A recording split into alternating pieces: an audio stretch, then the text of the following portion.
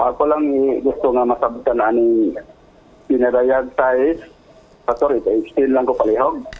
Pinadayag size. Asa man nga bahin aning size kay daghan magud gisgutan ani na binagman ni nga silyo na ay mga Kaning pito ka espiritu, Pastor. Okay. Asa ani nga punto sa size bersikulo? Pinadayag 5. Pinadayag 5? Okay, versikulo 5. Og sa pagbukhad niya sa ikatulong timbre, nadungog ko ang ikatulong buhing binuhat nga nag-ingon, O Marika, og nakita ko tan-awa ang usa ka maitom nga kabayo, og ang nagkabayo niini may timbangan diya sa iyang kamot. Okay, kung magpa-explain ka, kini igsoon upat ni siya ka timbre. Na unang timbre, ikaduhang timbre, ikatulong timbre, ikaupat. Dini sa bersikulo 5, ang imong pangutana ang ikatulong timbre. So atong basahon ang ikaduha ang gunganguna. Ang unang timbre, makita nimo na sa bersikulo 2, nagingon, og nakita ko, og tan-awa ang usa ka maputi nga kabayo. Og ang nagkabayo niini may pana og kaniya gihatag ang usa ka purong-purong og siya milakaw og nagmadaogon aron sa pagpanaog. Ikaduha nga timbre sa bersikulo 3. O sa pagbukhad niya sa ikaduhang timbre, madungog ko ang ikaduhang buhing binuhat nga nag-ingon, O Marika, okay? Og migula ang lain na usab nga kabayo nga mapula. So, ang permiro nga timbre, puti, ang ikaduha, pula. Og sa ikatulo igsuon, mauna ning maitom. Na kung imong tanahon ang kasaysayan, kini manggod ang pinadayag, ang nagsulat ani si John Revelator. Og si John Revelator naghisgot og mga propesiya nga nagastabo sugod sa iyang panahon og hantod usab sa katapusang mga adlaw.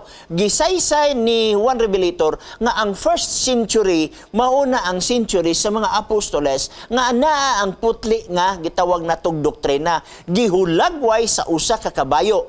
Daghang mga Bible commentator naghisgot niya na igsuon. Unya after niya na sa first century nasundan igsuon sa lain usab nga mga century igsuon nga gitawag nato aduna na gitawag nga mapula nga kabayo, which means dugoon, which means adunay. Kay kung imong tanawon kasaysayan sa mga Christians, after sa mga Christians, grabe ang mga pagpanglutos nga gakahitabo nini nga mga panahona. Unya tapos niini nisunod ang lahi na sad nga century nga gihulagway na usab sa maitom nga kabayo, meaning ang kamatuoran natabunan na gyud. Na kung imong tan-awon ang kasaysayan gikan ni ana nga mga century sa 313 century, wala na reliyon nga gitawag na to og gitugutan gawas sa anang dako nga simbahan. Unya kung adunay musupak anang dako nga simbahan, i-excommunicate, unya daghang nga matay. Tanawan ninyong mga kasaysayan. Gihulagway kini sa mga kinaiyahan sa mga kabayo. So, igsuon, diri lang kukutob sa ikatulo, kay mao man sa imong mga pangutana, mga siglo ni siya sa kasaysayan, mahitungod sa kahimtang sa iglesia, nga gikan sa iglesia nga putli, hantod ni abot ang iglesia nga gitawag og dugoon, nga diha ang panahon na daghan ang mga nangamatay sa paglutos. Og niabot sa dayon, ang mao nga panahon nga diin ang iglesia natabunan ang kamutuoran nga gitawag nato og itom, mabitaw nga mo gani nga ang mga kapanahon na igsoon adunay mga kasaysayan sa pagpanglutos, unya pagyatag sa kamatuoran, unya ang kamatuoran gihulog dinhi sa yuta, unya natulog sa pila ka mga panahon. Mo nanggingon sa Daniel kapitulo 8 bersikulo 12 aton dakidalakyatan gamay ang Daniel kapitulo 8 bersikulo 12 aron nato ka masabtan na siya. Okay? 8:12. Okay.